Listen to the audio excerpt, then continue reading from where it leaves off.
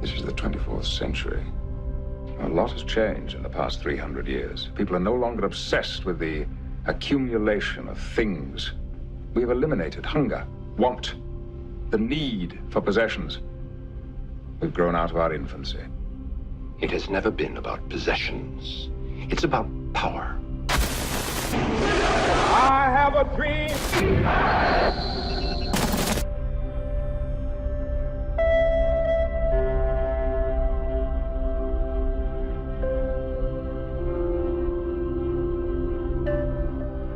Au cours de l'histoire, une poignée d'hommes ont accaparé des biens appartenant à tous, comme la terre, l'eau ou même l'air.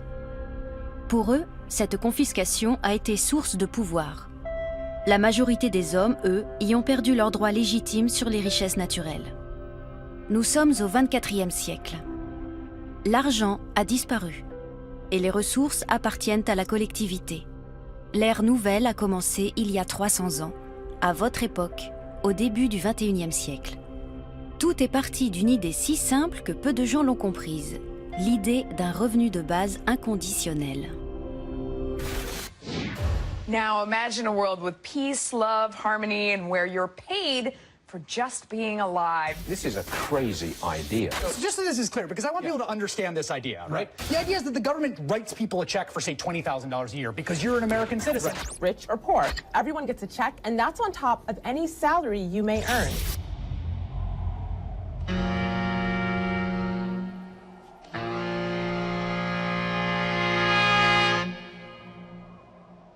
This land is your land. This land is my land. From California, well, to the New York Island. Mon idée est très simple. Toute personne âgée de plus de 21 ans reçoit un virement mensuel sur son compte bancaire. I tell ya, this land was made for you and me. Avec le revenu universel, je n'ai plus à me soucier de gagner ma vie. Cela libère un espace qui me permet de me lancer dans une activité. C'est une forme de liberté que la plupart d'entre nous n'ont jamais connue. On a toujours en tête l'équation « si je ne travaille pas, je ne mange pas ». This land was made for you and me. La classe moyenne américaine se désagrège. Le problème est connu, mais personne ne propose de solution. Pourtant, le revenu universel en est une. C'est d'une grande simplicité. Mais derrière cette simplicité se cache une idée très puissante. Was made for you and me.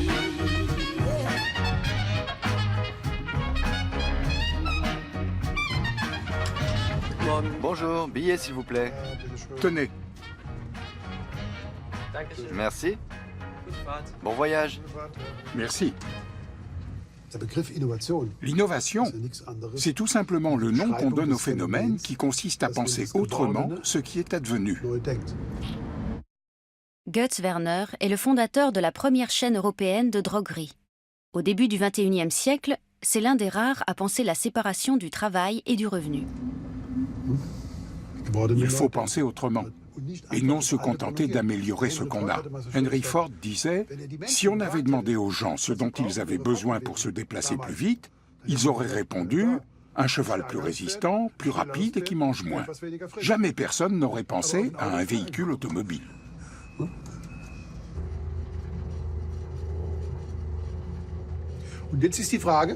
La question est de savoir si on peut créer les conditions adéquates pour que l'homme, poussé par une nécessité intérieure, vive le changement comme quelque chose de fondateur.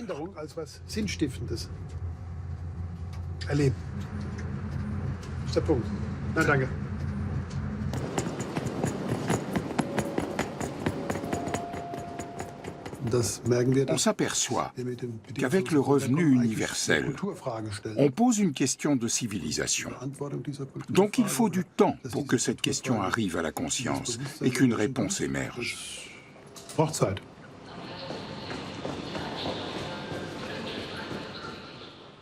Si la société était capable de concevoir le revenu universel et se décidait à le mettre en place, alors tout changerait. Plus rien ne serait comme avant.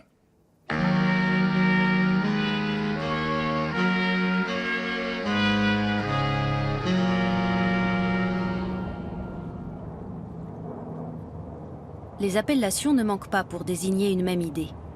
Revenu universel, revenu de base inconditionnel, allocation minimum garantie ou encore impôt négatif sur le revenu.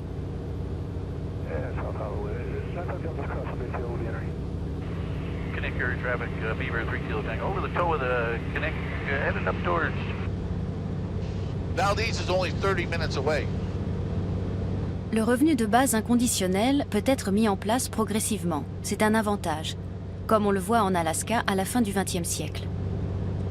We got to go up over the glacier and then glide down in.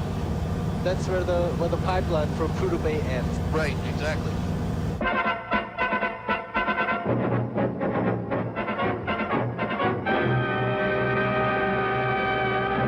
Oil at the North Slope.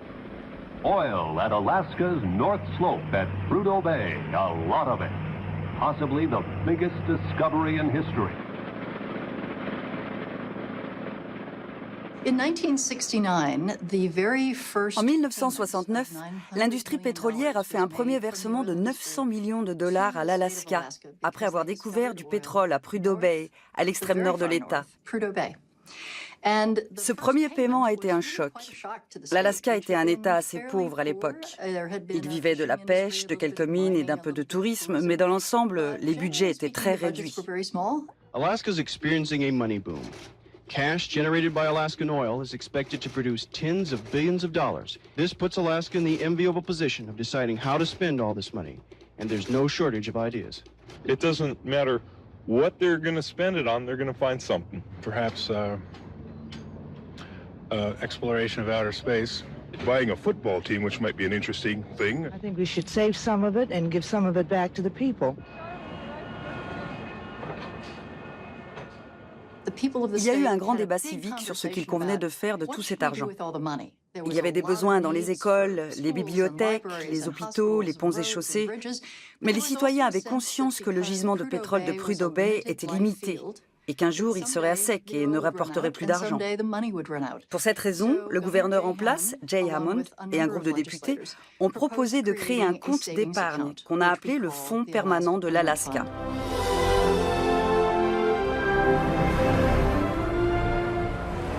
Welcome to Alaska. Here's $1,000. Well, it's about time. But why? We pay every resident $1,000 to allow the oil companies to ravage our state's natural beauty. I'm home. Oh, thanks.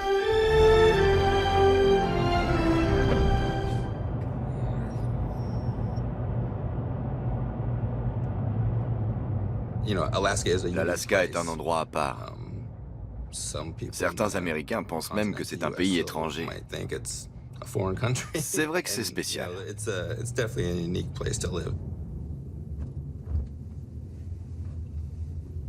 Hey, what's up, baby girl? Yeah, on the window. Yeah. Pour bénéficier du fonds permanent, il y a de nombreux critères à remplir.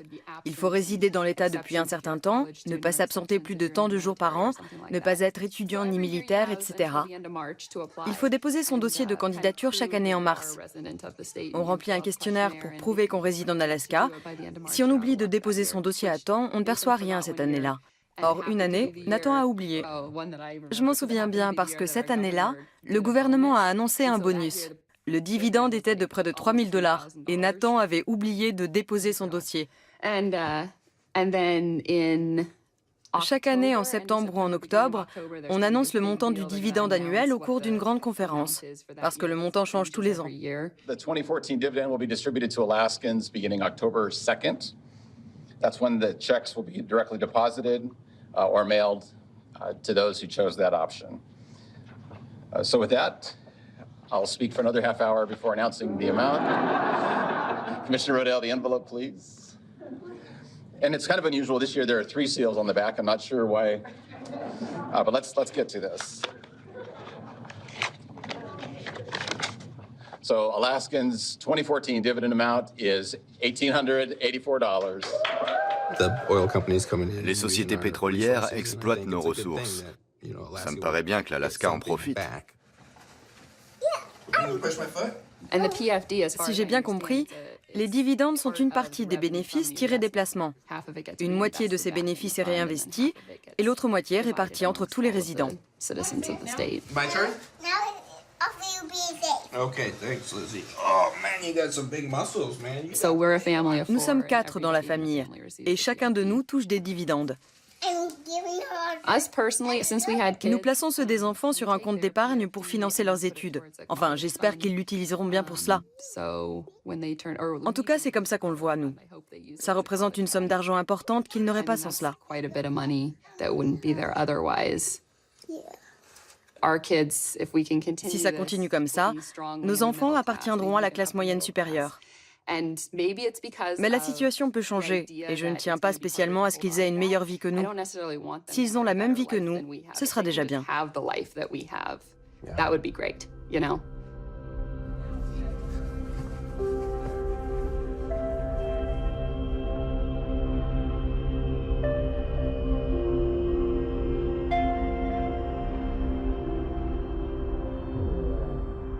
Des bateaux acheminent le pétrole de l'Alaska depuis le terminal de Valdez jusqu'au reste des États-Unis. C'est à San Francisco, en 1976, que Peter Barnes crée une compagnie coopérative d'énergie solaire. La terre, l'eau et l'air sont des dons de la nature. Ils sont différents de ces biens privés que l'homme produit par son travail individuel. Peter Barnes cherche à corriger les défauts du capitalisme. Son projet, répartir les dividendes des biens communs entre tous. L'individu qui crée de la richesse a le droit de la détenir en propre. Mais s'il reçoit une richesse de la création, de la nature, ce bien commun appartient à tous à part égale.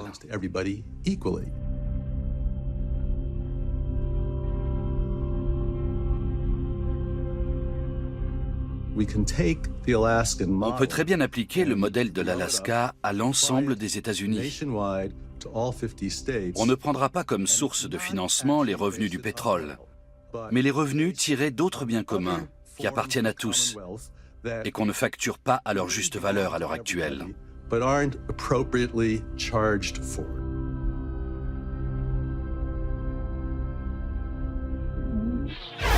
The flip side of it with Alaska, right, is this idea of this check to everyone, which does seem so sort of anathema, so un-American, right? So ridiculous that you would just write people checks. But the idea of the government just writing people checks has this very long conservative heritage.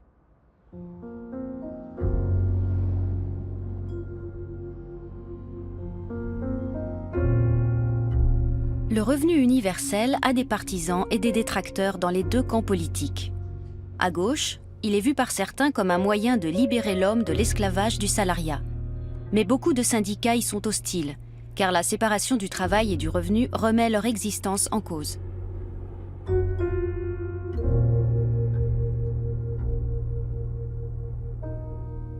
À droite, les conservateurs rejettent l'idée d'un revenu de base, car le lien entre travail et revenu est indissoluble pour eux. Mais les économistes néolibéraux tels que Milton Friedman ou Friedrich Hayek y sont favorables, car ce dispositif permettrait selon eux de réduire l'administration et de supprimer l'État-providence. Le revenu de base garanti s'inscrit dans une tradition intellectuelle très honorable pour les libertariens. En 2006, le politologue libertarien Charles Murray livre un nouveau plaidoyer conservateur pour le revenu universel. Quand j'ai plaidé pour un revenu de base garanti dans mon essai intitulé « In Our Hands », entre nos mains, le directeur de l'Institut Cato, le think tank libertarien, qui est un ami, m'a dit que mon livre était pour le moins farfelu. Mais j'espère que le principe du revenu de base va regagner la faveur des libertariens et d'une partie de la gauche. À mes yeux, l'évolution de la famille, du sens du travail et du civisme au cours des 50 dernières années est le signe manifeste que quelque chose cloche dans la redistribution de l'argent. Le revenu de base garanti aura-t-il des effets négatifs? Sans doute. Mais un grand nombre d'effets négatifs de même nature se font sentir actuellement dans la société. Alors, la situation peut-elle vraiment empirer?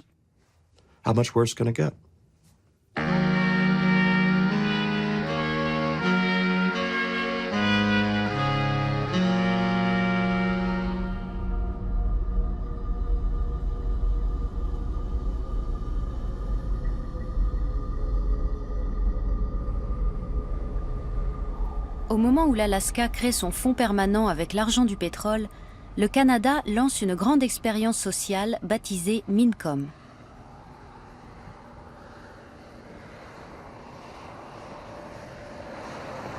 Il s'agit d'étudier les effets du revenu universel sur la population d'une petite ville du nom de Dauphin. En 2016, le revenu versé s'élève à 5 800 $ canadiens pour une famille de 4 personnes, soit l'équivalent de 19 500 €. In the words of the renowned social theorist Woody Allen, and I quote, "Money is better than poverty, if only for financial reasons." Now, Woody's still got the best lines. And joining us now on the debate, in Winnipeg, Manitoba, economist Evelyn Forget, professor in the Department of Community Health Sciences at the University of Manitoba. Evelyn, talk to us about this, because I know you did some studies on programs that were in Manitoba that tried to do similar things back in the 1970s. What did you find? That's right. We actually went back to there were 5 guaranteed income experiments in North America in the 1970s. 4 of them were in the US and 1 was in Canada. The Canadian experiment took place in Manitoba and it was called Mincom. Eric Richardson était adolescent lorsque sa famille a participé à l'expérience. Bonjour. Vous êtes Eric? On se rencontre enfin. On s'est parlé au téléphone, mais c'est tout.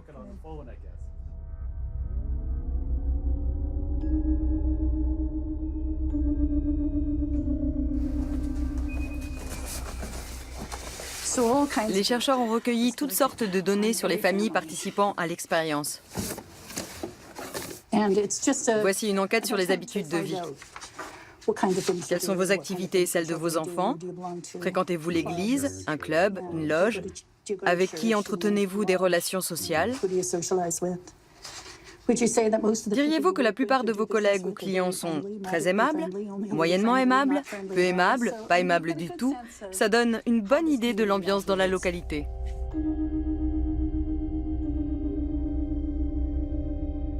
Êtes-vous déjà tombé sur le dossier de ma mère?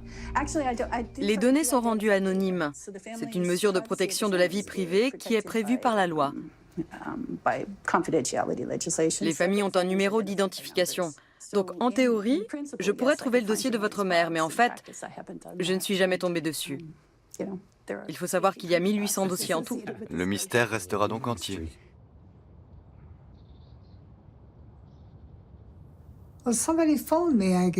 J'ai reçu un appel téléphonique. Il contactait une maison sur 3. C'est comme ça que j'ai été choisie. Ensuite, il passait prendre de nos nouvelles tous les 15 jours. Quand ça s'est fait, ça semblait une bonne idée. Qui a dit de combien tu avais besoin? L'administration chargée de tout cela. Il calculait la somme nécessaire pour vivre en fonction du nombre de personnes dans le foyer.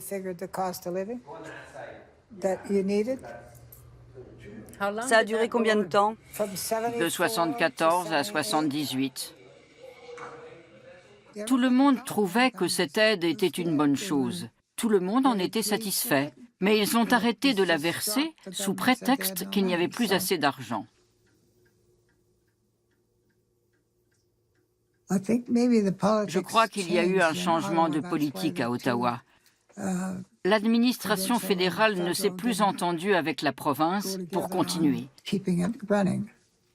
C'était l'une des causes, en tout cas. À moins qu'il n'ait vraiment été à court d'argent, je ne sais pas. On ne sait jamais avec l'administration. And now we're going to get into a little bit of debate and discussion about it. Tasha Karaden, columnist with the National Post, co-author of the book Rescuing Canada's Right. The work effort first of all, of people who were in the experiment compared to a control group was much less. Married men on average 9%, married women on average 20%. The big jump, though, was for men who were not yet heads of households, single men, who worked an average of 43% less in terms of hours. Si vous êtes un tantinet plus favorable à un revenu garanti, vous considérez les choses différemment. En l'occurrence, il y a eu une baisse significative du nombre d'heures travaillées chez les adolescents. En regardant les données de plus près, j'ai découvert que cette baisse s'expliquait surtout par un recul de l'âge du premier emploi à temps plein. Donc en fait, tous ces jeunes irresponsables étaient au lycée, en train de finir leurs études secondaires.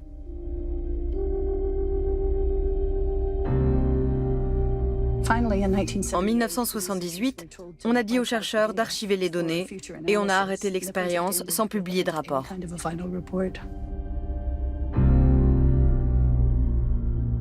On pourrait refaire la même chose? On pourrait faire beaucoup plus efficace et moins cher. Vous pensez qu'il serait possible de mettre cette politique en œuvre aujourd'hui? De donner de l'argent à tous? Est-ce que je pense cela? Oui. Je pense que ce serait plus efficace que la politique d'aide sociale qu'on a actuellement. Evelyn, tell me this. If this is such a compellingly obvious and good idea, how come it hasn't happened yet? Well, I think you answered that question just a minute ago. The political right is worried about the work disincentives, and the political left doesn't quite trust people to make their own decisions and choices. So there's still not the political will for this to happen? I think most people seem to recognize the current system is not working. We need to make changes, and we'd like to talk about some of those big ideas.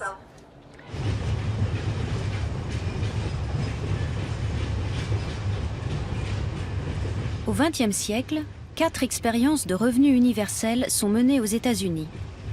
La première est lancée dès les années 1960 dans le New Jersey et la plus importante dans les villes de Seattle et Denver.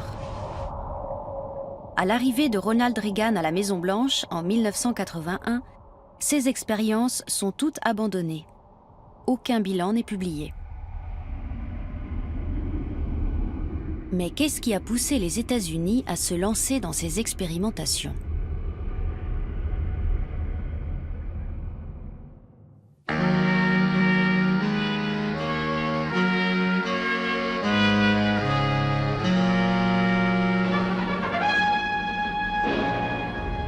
Six days of rioting in a Negro section of Los Angeles left behind scenes reminiscent of war-torn cities. More than 100 square blocks were decimated by fire and looters, and Martin Luther King vowed to do all in his power to prevent a recurrence in Los Angeles or anywhere. It was a fight. It was a fight at a time. Il y a eu des émeutes urbaines. C'était loin d'être les premières émeutes raciales aux États-Unis. Mais jusqu'à cette date, les émeutiers avaient été des Blancs qui chassaient les Noirs de leur quartier.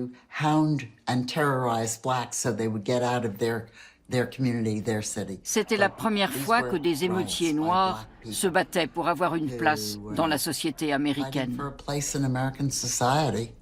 Now, one of the answers, it seems to me, is a guaranteed annual income, a guaranteed minimum income for all people and for all families of our country. Il y a eu de plus en plus de pression et on a commencé à réfléchir à un revenu de base garanti ou un impôt négatif sur le revenu. Même Milton Friedman s'y est mis. First of all, you'd better explain your negative income tax because it's frequently misunderstood. Yes, it certainly is. The proposal for a negative income tax is a proposal to help people by giving them money, which is what they need, rather than as now, by requiring them to come before a governmental official, detail all their assets and their liabilities, and be told that you may spend X dollars on rent, Y dollars on food, etc., and then be given a handout. People come down here 3, 2 o'clock in the morning and have to sit down here and wait until they decide to open this door for us to get in. They ask you about your sex life, you taking birth control pill, what you're doing, who you're going. They do, that's what they do down here. This is the worst center they got. Poor people and people on welfare are always being attacked as though they don't want to work. when the real problem is they can't get a job, or they can't get a job that pays them an adequate amount of money to support their families.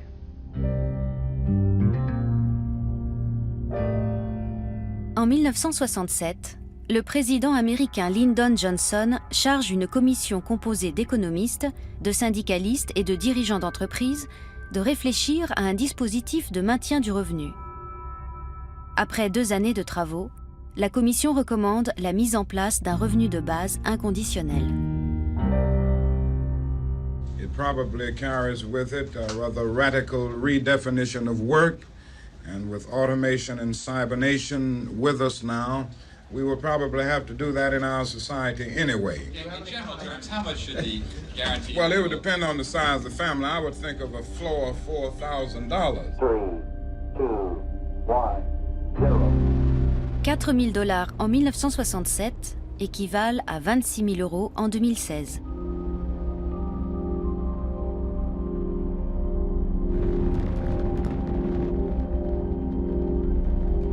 Go ahead, Mr. President. Hello, Neil and Buzz. I'm talking to you by telephone from the Oval Room at the White House. And this certainly has to be the most historic telephone call ever made from the White House. Puis Richard Nixon arrive au pouvoir. Le 8 août 1969, soit 2 semaines après le premier pas d'un Américain sur la Lune, le président présente sa version du revenu de base, nommé « Plan d'assistance aux familles ». If the present trend continues, another 4 million will join the welfare rolls by 1975. And that is why tonight I therefore propose that we abolish the present welfare system and that we adopt in its place a new family assistance system. As director of the Office of Economic Opportunity, I am naming Don Rumsfeld, a congressman from Illinois. Le nouveau directeur de l'agence assure le suivi des projets pilotes que Johnson a lancés 1 an auparavant pour déterminer si le revenu universel s'accompagne d'une désincitation au travail. Nixon publie les rapports préliminaires de ses expériences pour mieux convaincre le Congrès américain d'adopter son plan d'action. What we have to do is to see that the program operates in a way that we are allowed to continue and that we are functioning in a way that serves the poor and functioning in a way that the Congress will provide the funds we need. I'll be able to tell you a lot better after we see what the House of Representatives does, I would think. Il n'y a pas de désincitation au travail. Au contraire, on constate une augmentation de l'activité des bénéficiaires. Most people want self-fulfilling jobs. They want a sense of dignity and they want to work. And if we don't believe in that, then we shouldn't have put this program forward at all.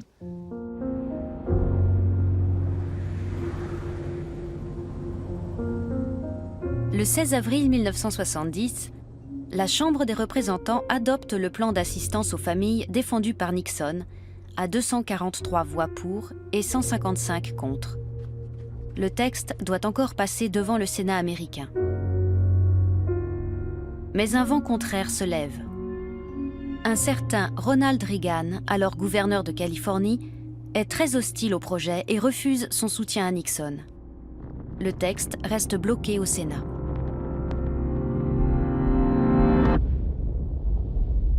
We have a report from the flight dynamics officer that the vehicle has exploded. Flight director confirms that. We are looking at checking with the recovery forces to see what can be done at this point. Le Sénat ne se prononcera jamais sur le texte. La bataille pour un revenu universel semble perdue, en tout cas pour l'heure. Les attaques réitérées de la gauche comme de la droite contre un État-providence jugé inefficace facilitent l'élection de Ronald Reagan à la tête des États-Unis. Here we are.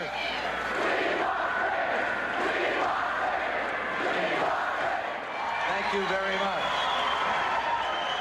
In the last 3 decades after World War II, the vast majority of Americans did well when the economy did well. The bottom 90% did pretty well. Bottom 90% did pretty well. Bottom 90% did pretty well. bottom 90% begins to do less well, but they're still getting a majority of the new income. Whoa! What happens in 1982? Well, Ronald Reagan is president, and the good news is we are into trickle-down economics. À la place du fameux ruissellement des richesses, promis par le gouvernement Reagan, on assiste au mouvement inverse. Emmanuel Saez est nommé professeur d'économie à l'université de Berkeley en 2002. Les travaux qu'il mène avec Thomas Piketty portent sur l'évolution des hauts revenus, des bas revenus et des revenus de la classe moyenne dans le monde entier. Quand on crée un environnement plus favorable aux hauts revenus, on voit l'argent passer de la classe moyenne, au sens large du terme, au sommet de la pyramide de répartition des richesses. We are in Omaha, Nebraska for a conversation with Warren Buffett. Like so many people, I got up this morning in New York and read the New York Times editorial page, and I found the following column written by him. It is an op-ed which is called Stop Coddling the Super Rich. You've had the income of the top Americans quintuple, top 400 in the last 20 years. This is becoming a nation of haves and have-nots and super haves. La révolution reaganienne, c'était la volonté de laisser les forces du marché définir librement la répartition des richesses et de supprimer au maximum la réglementation. On a alors vu une explosion des inégalités. En tant que telles, les inégalités n'ont jamais scandalisé les Américains. Vous, les Européens, y êtes plus sensibles. Vous y voyez un problème en soi. Pas les Américains qui considèrent que si Bill Gates possède 50 milliards de dollars, c'est tant mieux pour lui. Il ne les a pas pris de ma poche, il ne les a pas volés. Néanmoins, il y a un vrai problème dans la classe moyenne.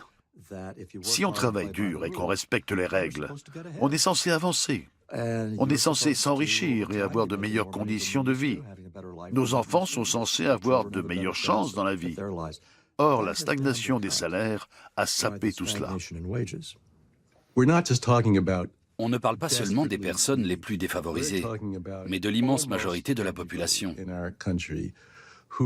Pour rester dans la classe moyenne, les Américains ont besoin d'un complément qui s'ajoute aux revenus qu'ils peuvent tirer de leur travail.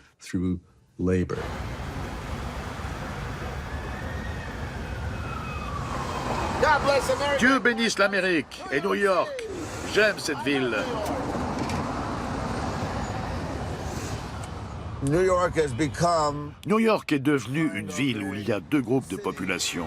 Les riches et ceux qui travaillent à leur service, autrement dit tous les autres. L'homme a toujours su s'adapter et cela continuera. Il y aura toujours un autre endroit, une autre planète, un autre emploi, un autre voyage et des gens avides. À New York, la cupidité n'est pas un péché.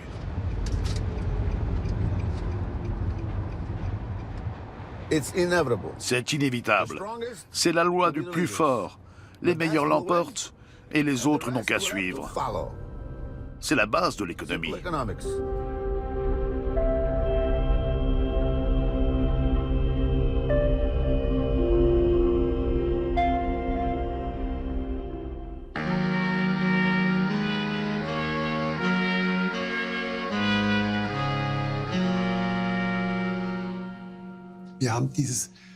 On n'a pas encore réalisé les idéaux des Lumières.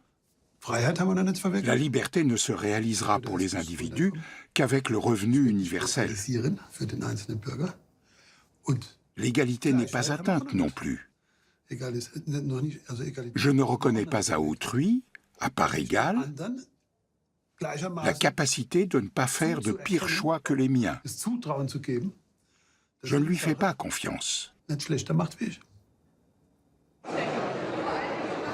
werde nur ganz wenig sagen, weil ich denke... Recht, ja. Meine Damen, meine Herren, seit einem Monat ist es wieder amtlich.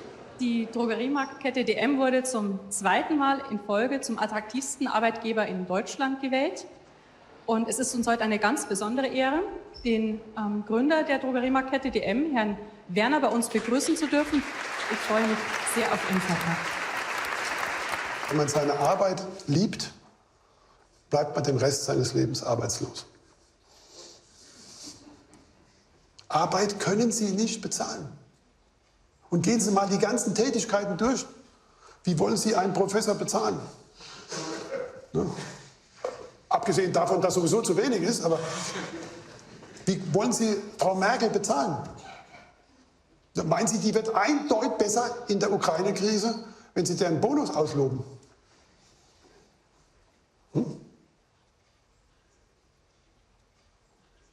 Arbeit ist unbezahlbar. Das muss ich klar machen. Und wenn Sie sich mal auf dieses Abenteuer einlassen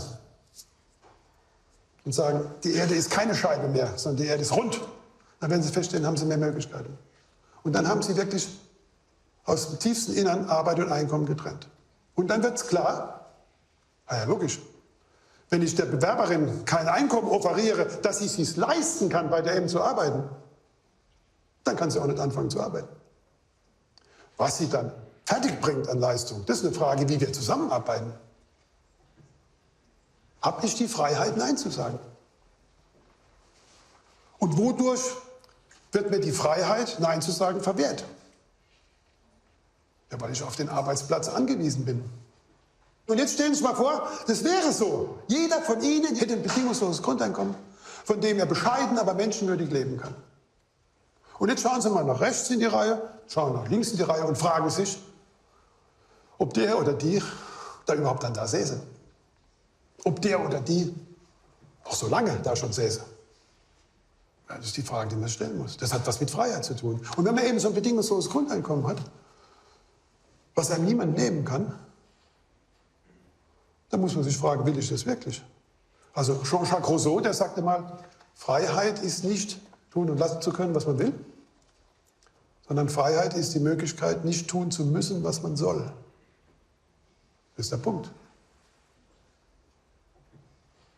Mehr ist es nicht.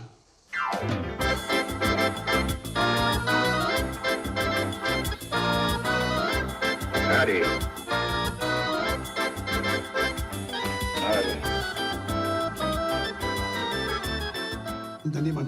On me rétorque toujours, dans ce cas, plus personne ne travaillera.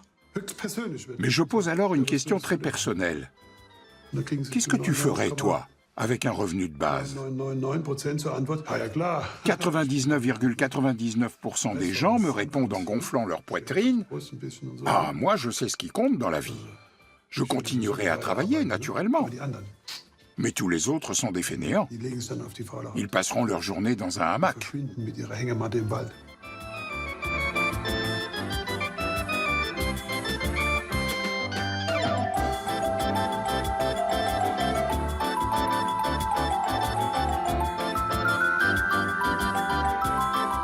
Avec un revenu de base de 1 300 € par mois, 4 copains pourraient faire pot commun et passer le reste de leur vie à surfer en Californie, par exemple. Ils toucheraient un pactole de plus de 60 000 € par an.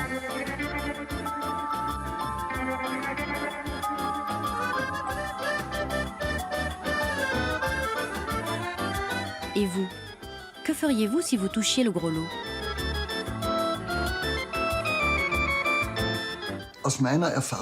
D'après mon expérience, et j'ai connu un certain nombre de gros gagnants à la loterie autrichienne, les gens changent très peu de vie. La principale nouveauté, c'est un fort sentiment de sécurité. On sait qu'on n'a plus de soucis à se faire pour ses finances, pour soi-même et ceux qu'on aime, enfants, parents, etc. On a réglé la question de sa subsistance. Mais pour la plupart des gens, ce n'est pas une raison pour tout changer.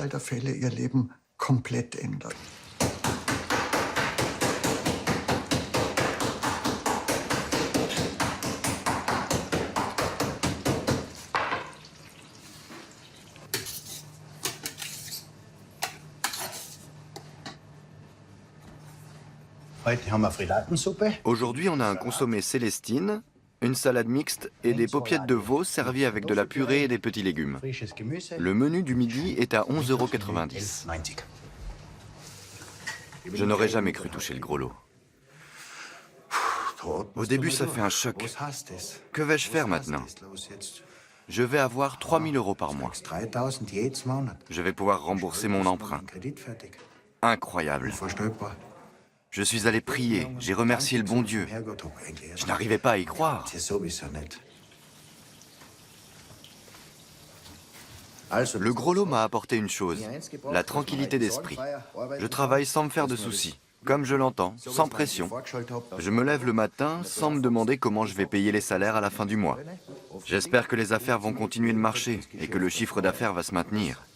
Mais maintenant, j'ai un peu plus de marge. Le mieux, je dois dire, c'est quand on réussit avec tous ses salariés et que les gens disent « Ce que vous faites est super ». Ça, c'est vraiment la belle vie. Es gibt allerdings Menschen, die dann etwas tun. Quelques personnes entreprennent des choses nouvelles dans lesquelles ils n'osaient pas se lancer jusqu'alors, faute d'argent. Certains changent du tout au tout. Ils se lancent dans quelque chose qu'on n'attendait pas d'eux. Ils surprennent tout le monde, sauf ceux qui les connaissent bien. Gar nicht zugetraut oder von ihnen erwartet hätte.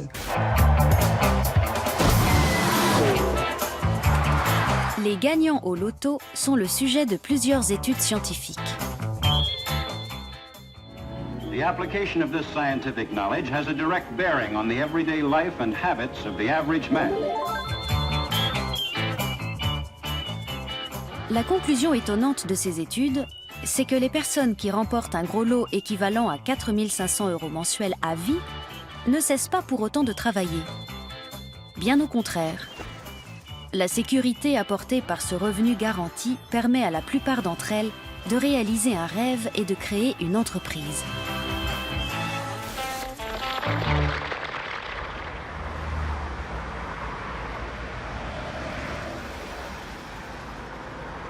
À Berlin, des promoteurs du revenu universel créent une loterie en 2014.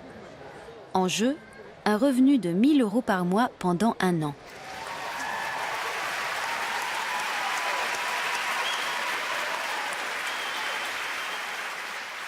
Wir wollen ein Grundeinkommen verlosen, das heißt 12.000 €, 1.000 € monatlich für ein Jahr. Es gibt keinen Haken, tatsächlich nicht, denn das ist, was wir machen. Wir sammeln Geld per Crowdfunding, um es an Menschen zu verschenken, um zu gucken, was die mit Grundeinkommen machen. Aber wir wollen es halt richtig groß machen, also habe ich mir auf meinen Namen so eine Karte geholt, habe diesen Barcode mir kopiert und dann haben wir das 15.000 Mal gedruckt, aber auf unsere eigenen schönen Grundeinkommenskarten. Die sehen so aus, da ist überall Michaels Barcode hinten drauf. Genau, also, und die haben wir 15.000 Mal in die Community verschickt und 15.000 Menschen kaufen jetzt zeitgleich in ganz Deutschland in meinem Namen ein und ich stecke das Geld ins nächste Grundeinkommen. Wenn ihr eine haben wollt, könnt ihr herkommen und die nehmen. Nur wir machen es einfach. Ihr greift einfach unter euren Stuhl, da klebt eine. Dann könnt ihr die mit nach Hause nehmen. Und ab sofort könnt ihr bei all den teilnehmenden Geschäften, DM, bei Real, dort mit der Karte einkaufen und das nächste Grundeinkommen voll machen. Pour mettre en place un revenu de base, il faudrait avoir davantage confiance en l'homme. Je me suis longtemps demandé pourquoi on avait si peu confiance. On a peur que les gens soient tous des petits malins qui ne vont pas se montrer raisonnables si on leur fait un cadeau. Récemment, je me suis rendu compte que cette incapacité à accorder un revenu de base aux autres, c'était en fait une incapacité à s'accorder soi-même un revenu de base. Parce qu'on a grandi dans le manque, on a peur qu'il n'y ait pas assez pour tout le monde, et en particulier pour soi. Même si on ne s'en rend pas compte. Wenn wir uns das mal genau angucken, in allen Bereichen unserer Gesellschaft haben wir ganz oft ein System und ein Individuum. Und die prallen aufeinander. Und wo ist die Schnittstelle, haben wir uns gefragt, zwischen dem Menschen und dem System beim Thema Grundeinkommen? Und das ist ganz klar für uns, das ist tatsächlich so was Banales wie die monatliche Banküberweisung. Die 1.000 €, die auf dein Konto fließen, da trifft System auf Mensch und da manifestiert sich Grundeinkommen und da schenkt es Sicherheit und empowert quasi die Empfängerin des Grundeinkommens. Und deswegen, an dem Moment war klar, das war die Idee zu deinem Projekt, wir müssen dafür sorgen, dass möglichst viele Menschen diese Überweisung kriegen. Wollt ihr ein zweites noch? Wollt ihr noch ein zweites? Nee. Okay, dramatische Wendung. Dieser Herr hat gerade gesagt, er füllt das 12. Grundeinkommen auf. Wow. Eine Spende. Der Mann heißt doch tatsächlich Thomas Gottschalk und hat auch ganz am Anfang das Projekt schon unterstützt. Und vielen Dank dafür und auch Leo. Schön, dass ihr das macht, super cool. Wenn man jetzt einfach mal Si on s'accorde à soi-même un revenu de base parce qu'on le mérite, on a tendance à l'accorder aux autres. Beaucoup de gens ne s'en rendent pas compte. Ils se disent qu'il vaut mieux aider les nécessiteux. D'accord, j'ai des problèmes, mais je m'en sors. Mais s'en sortir ne suffit pas. Tu mérites une bonne vie, tu es un être humain. Sors de la zone de survie pour entrer dans la zone de bien-être. Les gens qui gagnent bien leur vie ne doivent pas hésiter à participer à notre projet. Ils doivent s'accorder un revenu de base et se demander ce qu'ils attendent de la vie, au-delà de la simple idée de s'en sortir. Je pense que j'aurais réalisé mon rêve de jeunesse. Je serais devenu chercheur et explorateur.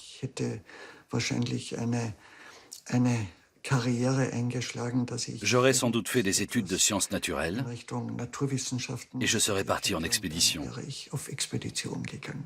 Und jetzt lass uns noch mal den Würfel rollen.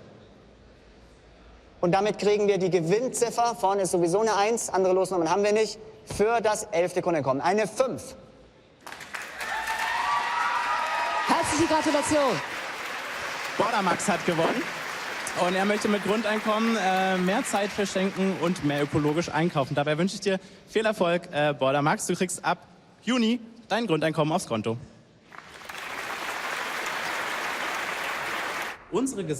Notre société telle qu'elle est évalue les individus.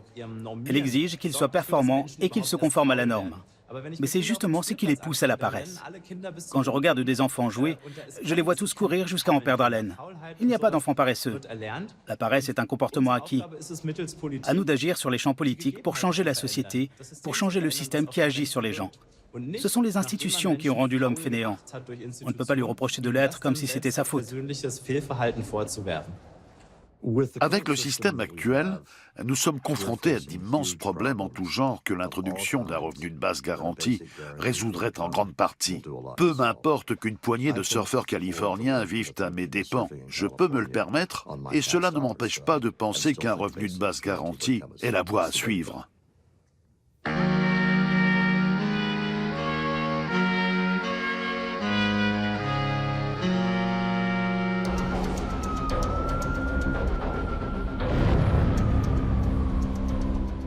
Je vais vous dire la raison inavouable pour laquelle on ne met pas en place un revenu garanti.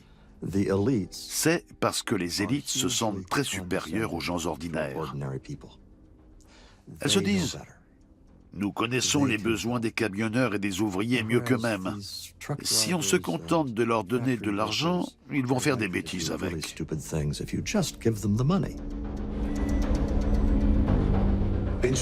Les hommes sont enclins à rechercher le pouvoir. C'est pour cela qu'ils sont hostiles au revenu de base. Parce que ça les priverait d'un moyen de pression sur les salariés. Le Parti républicain a fait des avances aux grandes entreprises au moment même où celles-ci faisaient des avances aux hommes politiques.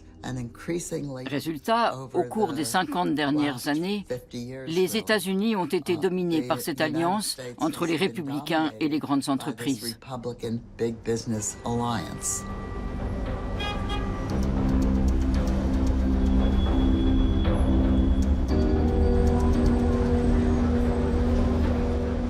Au cours du XXe siècle, les grandes entreprises détournent le principe de la démocratie occidentale à leur profit.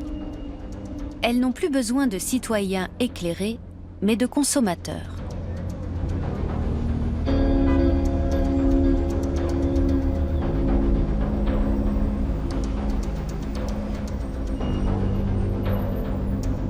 I think what democracy means today, in reality, is to a large extent manipulated consent, not forced consent. Manipulated consent and manipulated more and more with the help of Madison Avenue.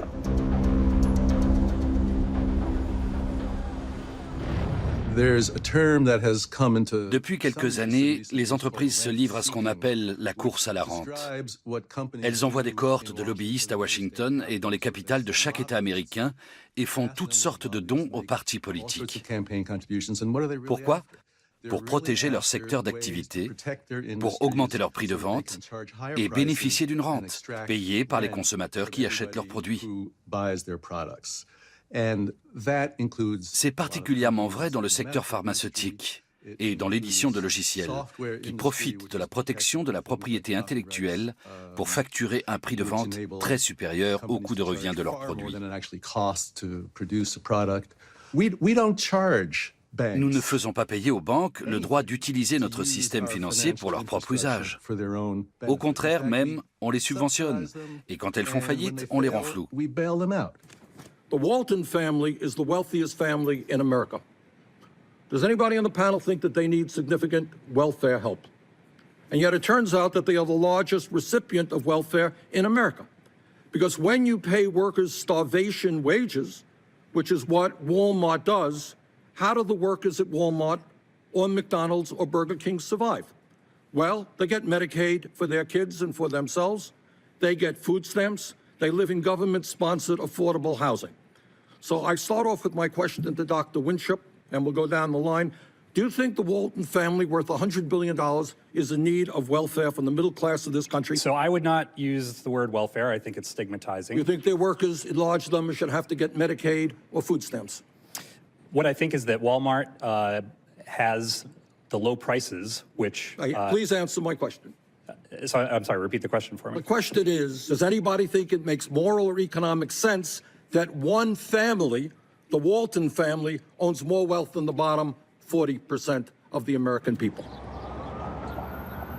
En 2016, soit seulement 2 ans après cette audition au Sénat américain, les 6 héritiers de l'empire Walmart possèdent désormais davantage que les 50% d'Américains les plus pauvres, soit 160 millions de personnes. Voici quelques-uns de ces 160 millions d'Américains. Who's Walmart? Our Walmart. Who's Walmart? Our Walmart. Nous voulons mettre Walmart face à ses responsabilités envers ses salariés, et en particulier envers les vétérans de l'armée américaine qu'elle embauche ces derniers temps. Walmart a atteint le milliard de dollars en 1979, si je ne m'abuse. C'était il y a plus de 30 ans. Pendant tout ce temps, ils auraient pu verser des salaires décents. On ne demande pas $30 de l'heure, juste le minimum pour vivre. Walmart est l'une des entreprises les plus riches au monde. L'argent n'est pas un problème pour eux, simplement ils veulent garder un moyen de pression sur leurs salariés. Si on travaille moins de 32 heures par semaine, ils vous retirent l'assurance maladie. Moi, je travaille 40 heures. Mais les collègues qui travaillent à temps partiel se sont démenés pour avoir cette assurance maladie. Et soudain, ils n'y ont plus droit. Qu'est-ce que ça rapporte à Walmart? Tout le monde peut tomber malade quand même. Ça fait partie de la vie. Il faut que de jeunes militants comme Tiffany et les autres se révoltent. Il faut que tous les Américains se lèvent, pas seulement dans le secteur de la grande distribution, mais dans toute la société. Tous ceux qui croient au rêve américain doivent se réveiller avant qu'on les vire de leur emploi. Il faut faire la révolution. Are you happy seeing your suggestion, this new Buffett rule, becoming more of a basis of a political battle that really has turned into class warfare? Well, no, actually, there's been class warfare going on for the last 20 years, and my class is one. It's not a tax on all millionaires or 10 millionaires or anything like that. It's only a tax, it'll only be a minimum tax on people who make lots of money and pay very low tax rates at the same time. Anybody who's paying normal tax rates, it wouldn't touch. So in aggregate, there's probably 50,000 people in the whole United States out of 310 million that it would affect. As Warren Buffett, comme l'a dit Warren Buffett, il existera toujours une lutte des classes dans toute société, au sens où il y aura toujours des négociations et des luttes de pouvoir pour savoir comment répartir le gâteau. C'est une leçon importante qu'il faut garder à l'esprit, je pense. Il y a toujours une lutte des classes, et c'est l'État qui définit les règles du jeu. L'une des solutions consiste à facturer une commission pour chaque opération effectuée sur les marchés boursiers. On peut aussi décider que l'État émette de la monnaie chaque année, au lieu d'abandonner sans contrepartie la création monétaire aux banques, qui créent la monnaie à partir de rien. Le montant total des rentes ne cesse d'augmenter dans notre pays. Les économistes ne l'ont toujours pas quantifié. C'est vraiment honteux, je trouve. Mais d'après mes estimations, il pourrait représenter un tiers de notre économie. Tout cet argent, les grandes entreprises le puisent dans la poche des Américains sans nécessité, simplement en usant de leur influence politique ou de leur position dominante sur le marché.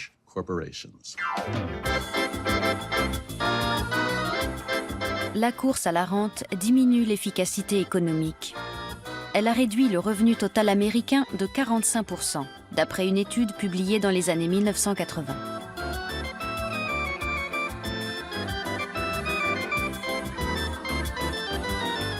Capitalism is a system in which economic wealth or capital is used to produce goods for sale, or in other words, to produce new wealth.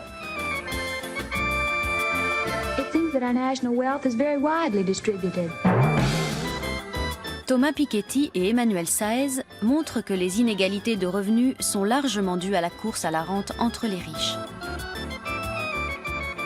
Quel revenu universel les États-Unis auraient-ils pu verser à leurs citoyens avec les 45% de revenus total confisqués? 5 000 $ par an? 10 000 $ par an? Ou même 25 000 $ par an pour chaque citoyen du berceau à la tombe. L'Amérique pourrait financer un revenu universel avec une taxe sur les transactions financières. Au début du XXIe siècle, l'ensemble des transactions financières effectuées dans une économie développée est égal à 100 fois le revenu national en moyenne. Une taxe de 0,45% sur chaque transaction permettrait donc de financer un revenu universel de 25 000 $ par an pour chaque citoyen. Personnellement, je serais favorable à un retour au taux d'imposition qu'on a connu avant la révolution reaganienne. Des taux d'impôt élevés ne sont pas néfastes pour l'économie, dans la mesure où l'argent n'est pas la motivation des gens talentueux qui travaillent dur. En revanche, ils permettent de limiter la rapacité des hauts revenus, qui sont moins encouragés à extraire sans cesse davantage de richesses du reste de l'économie.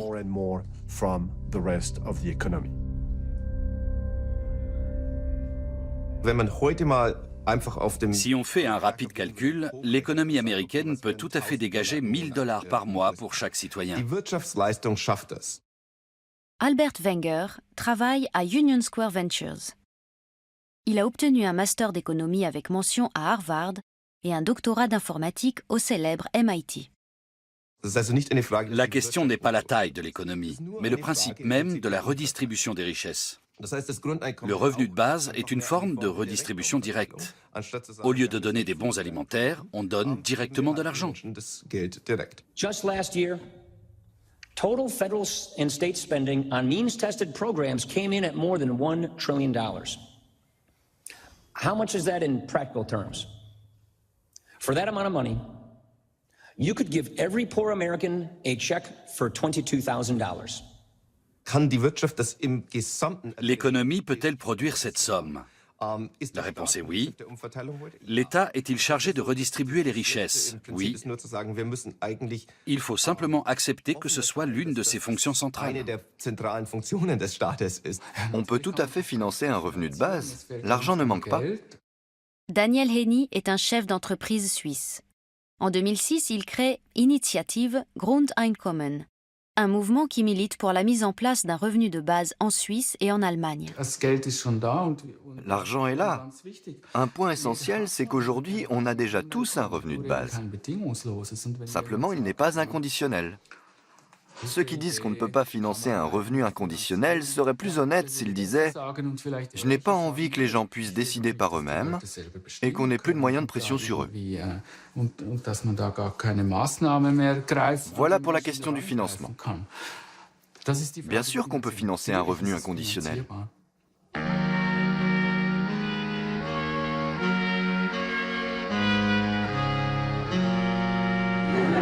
Beginnen wir mit der guten Nachricht. Wir wollen nicht etwas tun, sondern wir werden etwas tun. Das steht schon fest. Kommen wir zur besseren Nachricht. Wir haben wirklich eine gute Idee. Es geht hier nicht nur darum, wie viel Prozent hier in der Schweiz dafür sind oder dagegen. Es geht auch nicht nur darum, ob hier Grundeinkommen eingeführt wird oder nicht. Es geht darum, ob Aktivisten auf der ganzen Welt in vielen Ländern wieder Mut schöpfen und sagen, ja, wenn die das können, dann können wir das auch. Dann kriegen wir das auch und die Welt ist veränderbar. Quand je suis arrivé à cette idée du revenu de base inconditionnel, j'ai voulu qu'il y ait un référendum sur la question en Suisse.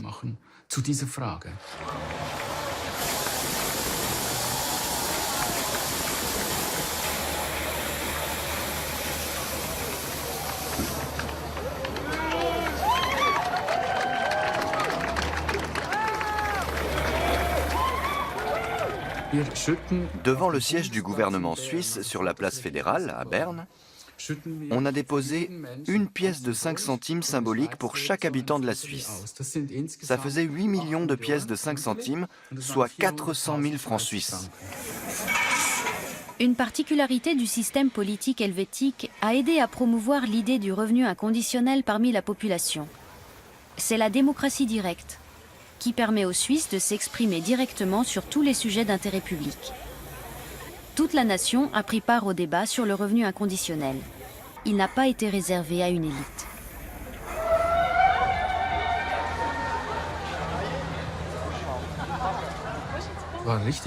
Il n'a pas été facile de rassembler toutes ces signatures, mais on a réussi. On a recueilli un total de 126 000 signatures en 18 mois. On les a déposés à Berne le 4 octobre 2013. 2'500 Franken für alle ohne zu arbeiten, ist das eine Vision oder ist es einfach eine Spinnerei? Ja, es ist natürlich eine Spinnerei. Also in dem Sinn, also der Ronald Reagan hat das einmal gesagt, there is no such thing as a free lunch. Also es gibt nicht einen gratis Lunch. Und diese Initiative versucht uns weiss zu machen, dass man mit Zahlenakrobatik und so weiter ein gratis Lunch Das Grundeinkommen ist nicht ein... Le revenu inconditionnel n'est pas un projet déjà tout ficelé qu'on n'a plus qu'à adopter.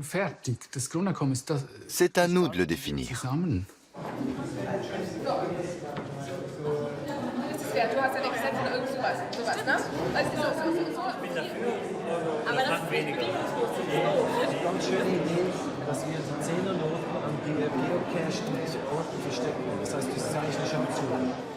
Was würden Sie arbeiten, wenn für Ihr Einkommen gesorgt wäre?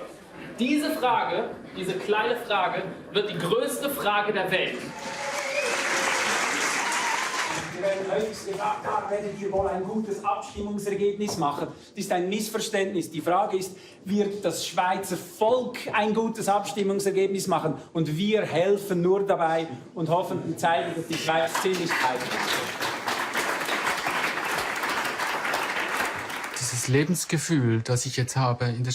En tant que Suisse, je partage avec mes concitoyens le sentiment que les hommes politiques sont davantage à mon service que moi au leur, même s'ils jouent un rôle important.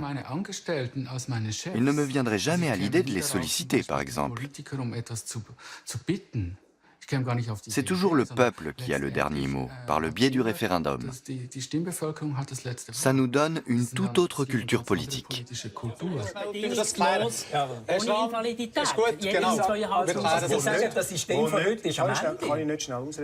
Wo nicht funktioniert. Und jetzt denken wir darüber nach, wie wir sozusagen eine Gesellschaft schaffen wollen, wo du einfach, nur weil du existierst, Geld vom Staat bekommst. Und dann reden sie davon, das habe irgendetwas mit Freiheit zu tun. Das ist ja die Antithese von Freiheit. Und wenn sie... Ein einseitiger Liberalitätsbegriff. Sie meinen, liberal ist mit dem Ellbogen drin, jeder darf mit dem Ellbogen drin. Das unterstellen Sie mir, das sage ich gar nicht. Das Liberale braucht solidarische... Lassen Sie mich ausreden, oder?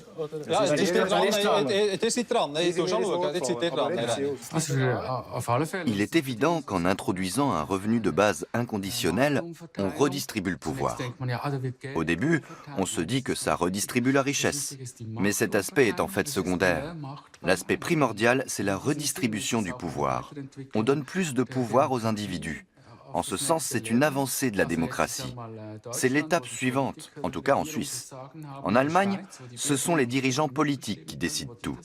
Mais en Suisse, les citoyens ont un pouvoir décisionnaire. Donc chez nous, le revenu de base inconditionnel serait une sorte de droit de vote économique. Ce serait un degré supplémentaire de démocratie. C'est fantastique. Il faut aller dans ce sens. Je pense que dans les années et les décennies à venir, les gens vont participer de plus en plus aux décisions, aussi bien dans leur travail que dans la cité.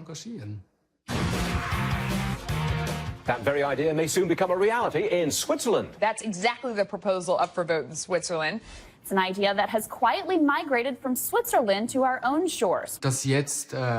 Que l'étincelle qui a jailli dans la petite Suisse puisse atteindre l'Amérique, ce serait merveilleux. Mais on le doit surtout aux États-Unis, qui ont bien plus d'audace que l'Autriche, par exemple, ou l'Allemagne, ou encore ce monstre qu'est l'Union européenne. Tout est très moraliste en Europe. On le voit avec la Grèce et les autres sujets d'actualité, alors que les États-Unis sont le pays du self-made man. Les Américains font preuve d'audace et donnent leur chance aux autres. Oui, les États-Unis seront peut-être le deuxième pays, voire le premier, à instaurer un revenu universel.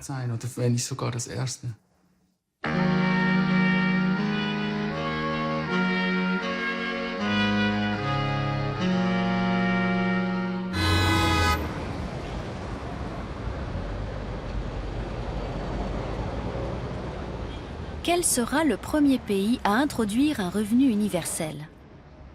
Au début du XXIe siècle, la Namibie est en lice. Cet État africain, qui détient le record mondial des inégalités de revenus, se dote d'une commission de réflexion sur la lutte anti-pauvreté nommée NamTax.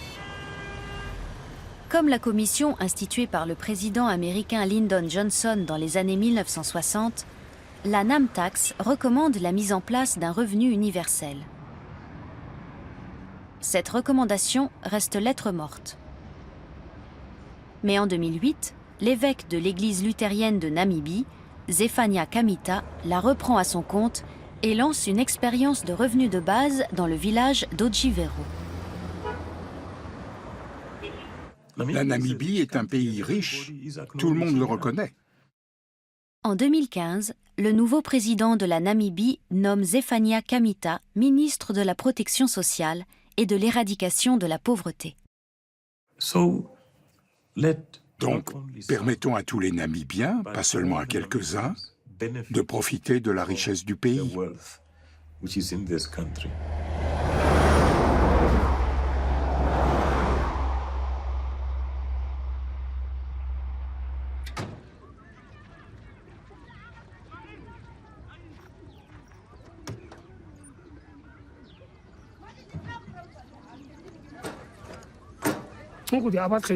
L'apartheid existe chez nous. Les fermiers blancs nous font travailler sans nous payer. Ils nous prennent, ils nous exploitent, puis ils nous jettent. Tous les habitants de Jivero ont travaillé pour des fermiers blancs. Leurs patrons les ont amenés ici quand ils n'ont plus eu besoin d'eux. C'est comme ça qu'a été créé ce village.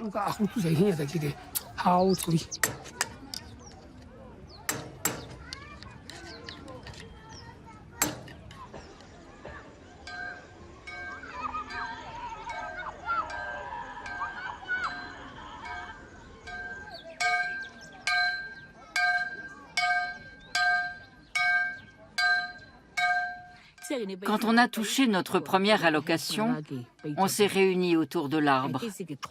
C'était un moment merveilleux et très émouvant. Les gens disaient que le pain tombait du ciel.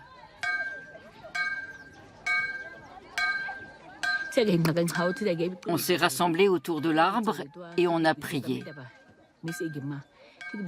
L'évêque Kamita nous a dit « Nous sommes réunis ici parce que le gouvernement veut expérimenter le revenu de base dans notre village pour voir si c'est une bonne idée. »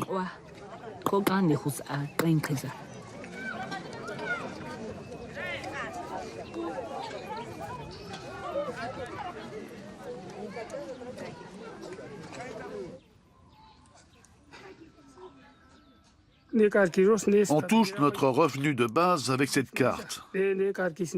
On nous l'a donnée au début. Elle se charge tous les 15 du mois. Et on peut l'utiliser partout.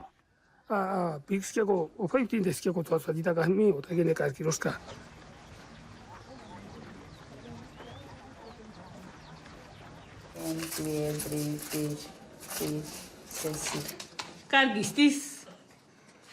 Kuke akai. Sikwa hessa anu. Ai dangi. Thank you, see? Maroon. 1, 2, 3, 4, 500. Avec le premier versement, on a payé les frais de scolarité des enfants et les frais médicaux. Avant, on ne pouvait même pas payer les 4 $ namibiens du dispensaire. L'école coûte 10 $ namibiens par an. Avant, on n'avait pas les moyens de la payer.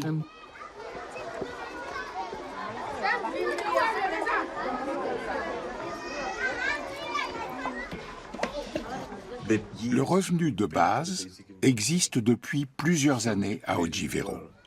L'expérience montre qu'un revenu de base national changerait la vie de beaucoup de Namibiens et améliorerait les conditions de vie de notre population.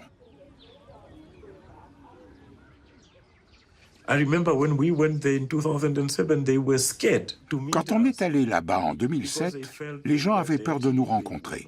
Ils se sentaient sales et pitoyables. Vous avez vu par vous-même qu'aujourd'hui, ils sont capables de prendre la parole en public pour dire ce qu'ils ont à dire. Il est tout simplement faux de croire qu'en donnant de l'argent aux gens, on les rend paresseux. Certains villageois ne sont pas éligibles au revenu de base, comme Katrina Afrikaner, la boulangère, qui s'est installée à Otjivero après le démarrage du projet pilote. Mais elle profite de la hausse du pouvoir d'achat de ses concitoyens. La première année de l'expérimentation, le taux d'activité des habitants d'Otjivero s'est accru de 25%. Le revenu moyen, hors revenu de base, a augmenté de 33%. Le revenu moyen, revenu de base compris, a doublé. Les salaires ont progressé de 19% et les revenus tirés d'une activité indépendante ont quadruplé. J'ai acheté une nouvelle machine à coudre. J'ai cousu la robe que je porte avec. Voilà concrètement à quoi me sert le revenu de base.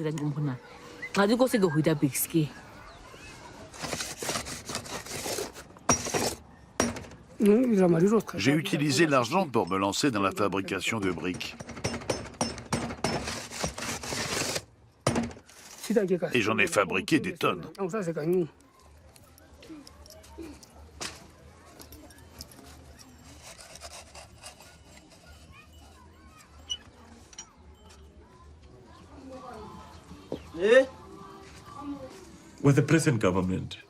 J'ai bon espoir que le gouvernement actuel mette en place un revenu de base à l'échelle nationale. Le simple fait que le président m'ait nommé au ministère de la Protection sociale et de l'éradication de la pauvreté est de bon augure.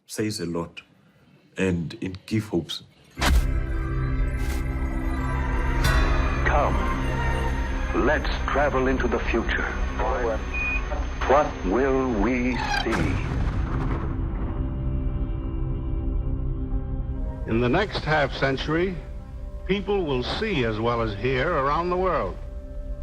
Pocket-sized radio instruments will enable individuals to communicate with anyone, anywhere. Newspapers, magazines, mail, and messages will be sent through the air at lightning speed and reproduced in the home.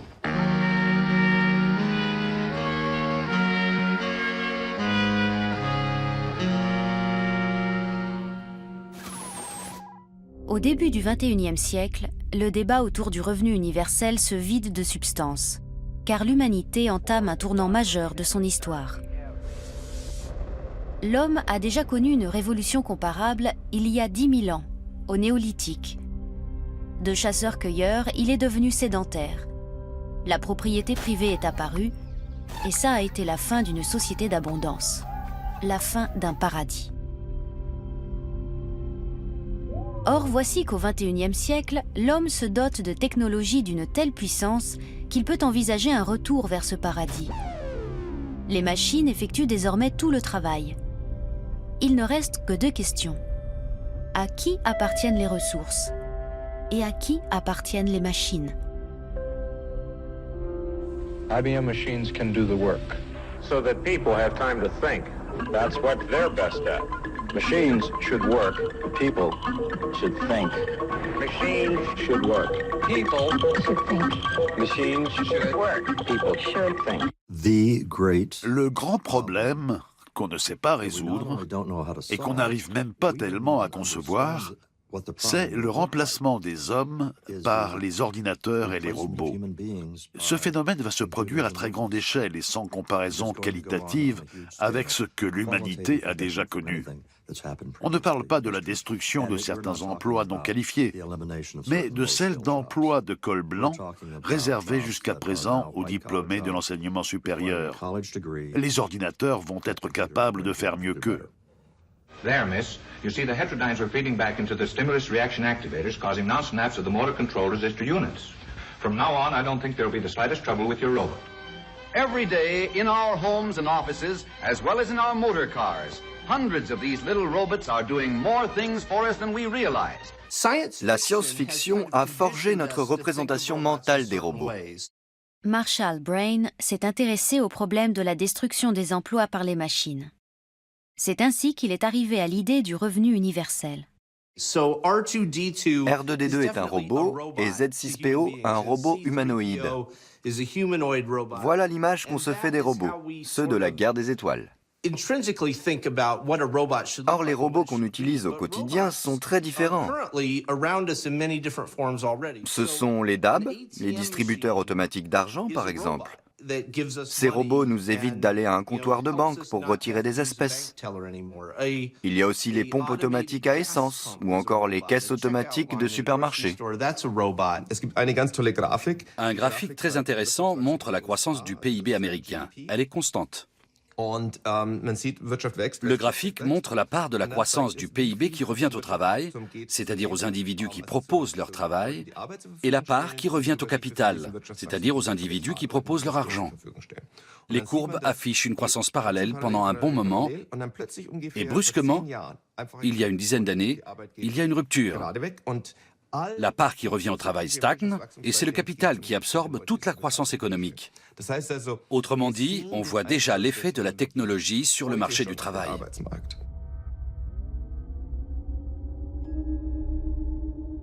L'intelligence artificielle va rapidement concurrencer l'homme dans tous les domaines. Une étude menée par l'Université d'Oxford en 2013 indique que 47% des emplois sont déjà menacés par l'automatisation.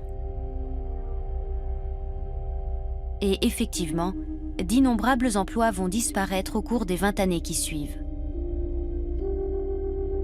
Comme tant d'autres fois dans son histoire, l'humanité sous-estime les mutations en cours. En l'occurrence, la croissance exponentielle de l'informatique au début du XXIe siècle. A little over 3 years ago, the folks at IBM came to us with a proposal that they considered to be the next grand challenge in computing. Ladies and gentlemen, this is Watson. On disait, les ordinateurs ne pourront jamais jouer à Jeopardy. Il y a trop de paramètres à intégrer, les questions sont alambiquées, il faut appuyer très vite sur le beeper, il faut connaître toutes les finesses de l'anglais, les expressions idiomatiques, etc. Enough background. Let's play Jeopardy. So if you're ready, make your first choice. Olympic oddities for 400. It just seemed impossible. À l'époque, ça paraît impossible. Puis IBM annonce qu'il travaille sur un ordinateur capable de jouer à Jeopardy, et quelques années plus tard, cet ordinateur bat les meilleurs joueurs humains à plate couture. A piece of wood from a tree, or to puncture with something pointed. Watson. What is stick? Stick is right, and with that, you add to your lead. You're at $5,200. Brad is next with 1,000. Ken on the board with 200, and we are going to take this break. Je m'occupe d'ordinateurs depuis 35 ans. Je dirais que les 25 premières années, on n'a vu quasiment aucun progrès dans ces domaines. And off we go. Palo Verde High School's dune buggy left turns. Ces 10 dernières années, les progrès ont été fulgurants. Prenez la voiture sans chauffeur, par exemple. Les premiers essais remontent à moins de 10 ans. Au début, au concours de la DARPA, les meilleurs prototypes parcouraient 2 ou 3 kilomètres en ligne droite, puis ils échouaient quelque part. Good try, guys. En l'espace de 10 ans, on est arrivé à faire des véhicules autonomes capables de parcourir des centaines de milliers de kilomètres sur les routes publiques. On n'imaginait pas un tel progrès.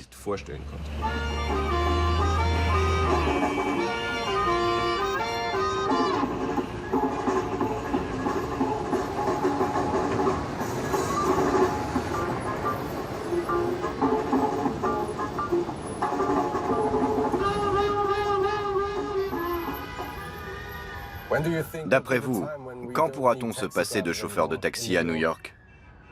Dès qu'on aura le bon logiciel. Le véhicule est prêt, je crois. C'est l'avenir. On va vers ça, c'est inévitable. Le pilote automatique parle 80 langues, c'est génial. Que vont devenir les chauffeurs de taxi? Les New-Yorkais sont très débrouillards. Quand une fenêtre ou une porte se ferme, une autre s'ouvre. Ou bien le toit s'efface, qui sait?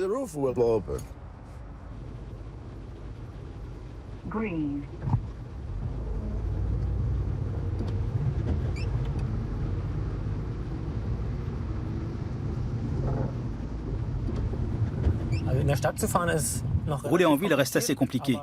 Mais parcourir une grande distance en ligne droite sur autoroute, c'est déjà possible. Il ne reste que l'aspect juridique à régler.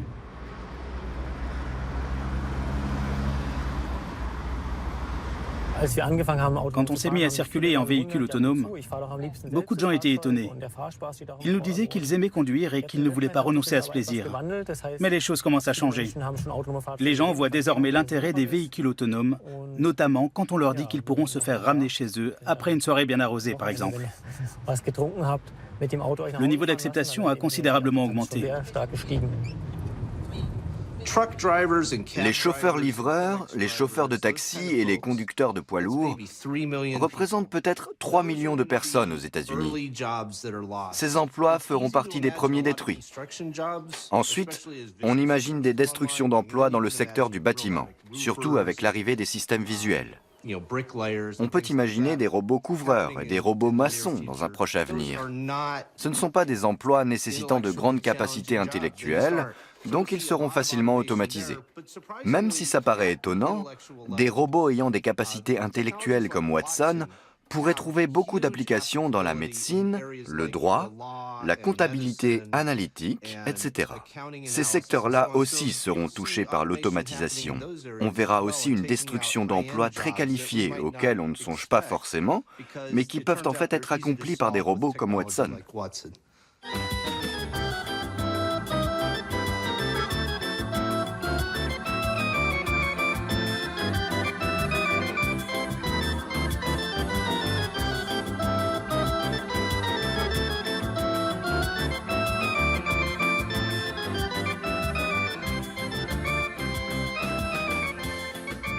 Technology is and always has been a tool.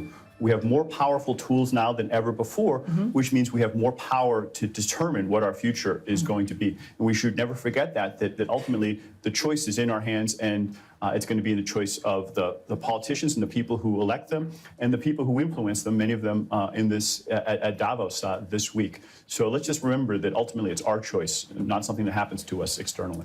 So you're saying we did detach our work and income? That could be a possibility, yeah. Really? That's a new paradigm. Yeah, in the sense that you don't have to work to get a basic income. So that's one of the ideas. And you work because you like work, not because it's a necessity to earn a living. Would you have done... Changeriez-vous de vie si l'argent n'était pas un problème? J'aimerais être sénateur. Je serais un sénateur honnête. Ça changerait. J'aimerais beaucoup écouter les soucis quotidiens des gens et les aider.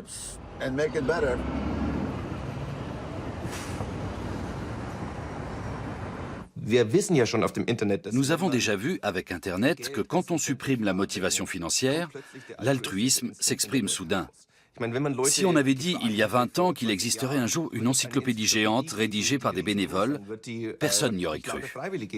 Tout le monde pensait qu'il fallait payer les gens pour qu'ils travaillent. Wikipédia a montré qu'il y a de l'altruisme en l'homme et qu'il peut souhaiter partager son savoir. Si je veux subvenir aux besoins d'une société, je ne dois pas me demander si je dispose d'assez d'argent, mais si je dispose d'assez de biens. On ne nourrit pas une société avec de l'argent. Ce n'est pas nourrissant et ça n'a pas bon goût. Même avec du beurre. Sans compter qu'il faut avoir du beurre. Donc il vous faut des biens. Voilà la question. Avons-nous des biens? La réponse s'étale sous nos yeux. Alors pourquoi nous offrons-nous le luxe de la pauvreté alors qu'on est en surproduction de biens? L'idée d'octroyer à tous un revenu qui ne soit pas attaché à une activité s'inscrit dans le cadre de l'économie de marché. Il faut que les individus deviennent vraiment propriétaires des richesses qui, actuellement, appartiennent moralement à la communauté, mais pas légalement. Il faut que la richesse partagée devienne légale. On pourrait tous être en vacances à vie. Si les robots font tout le travail, qu'ils produisent tous les biens et font tout ce dont l'économie a besoin, alors l'homme est forcément libre de faire ce que bon lui semble. What will I do? How will I live? This is the 24th century. Material needs no longer exist. Then what's the challenge? The challenge, Mr. Offenhaus, is to improve yourself, to enrich yourself. Enjoy it. Mais n'ayez pas d'inquiétude. Vous n'aurez pas à attendre 300 ans pour voir ces changements.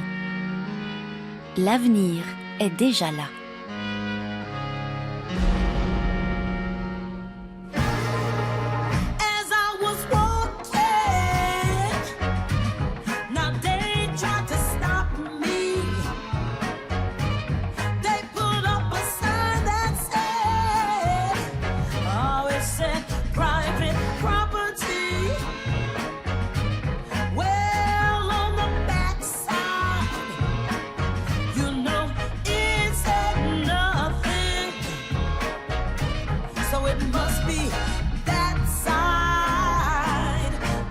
For you